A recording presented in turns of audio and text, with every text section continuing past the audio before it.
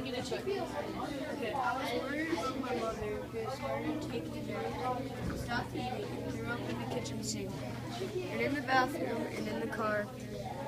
And I was pretty sure she had a deadly disease, and she would shrivel into nothing, and she would die. Okay, stop right there. So what are you learning about Annie? That she is worried. Okay, and how do you know that? Because it said, I worried. Okay. How else did you know that? What else did the author give you? It said that she was pretty sure she was going to die. Yeah. Okay, so is that what Annie really truly thought? Was she like, my mom has this terrible disease, it's going to kill her? No, that was kind of an exaggeration to show how concerned she was. So, sorry, Gab. Do you remember what we have talked about? What do we call that when authors kind of over-exaggerate or maybe say things in a different way, especially with poetry, to kind of make us, give us a clear picture in our mind? I want you to think on that for a second, because I think you guys are going to come to it. If you look at the grandpa one as well, the author does the same thing. The author tells us some things about grandpa, but really through their language shows it to us instead of just coming right out and telling us. So I'm going to let you guys ponder and I'm going to come back, okay? Grandpa is with us ever since Grandma died. Now we take care of him because he's worthy. He says he's falling to bits. Little pieces burn each day, and his brain is made of scrambled eggs. So that shows back to this point. It said that gave me a clue. Shriveling into nothing. And then falling into bits. And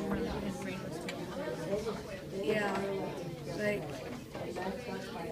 that gives me an idea of how, the problems going on. It's like he's worried.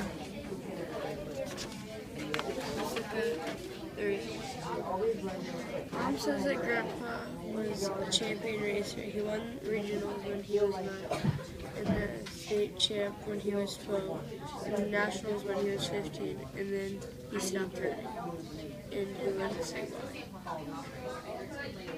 So that's a good thing.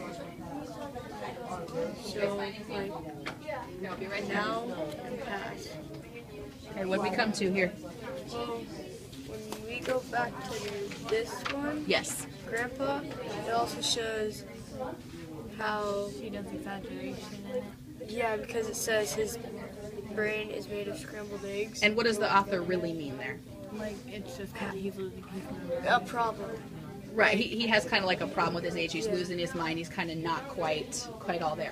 So we call that using figurative language. Remember how we talked about that before with poetry? So that's one way that an author will develop characters, because that gives us a much different picture than if the author had just said, Grandpa is losing his brain, or Grandpa is going senile, or something like that, right? So that could be an example, that piece of evidence right there that you could write down on your sticky note for figurative language as one example. All right?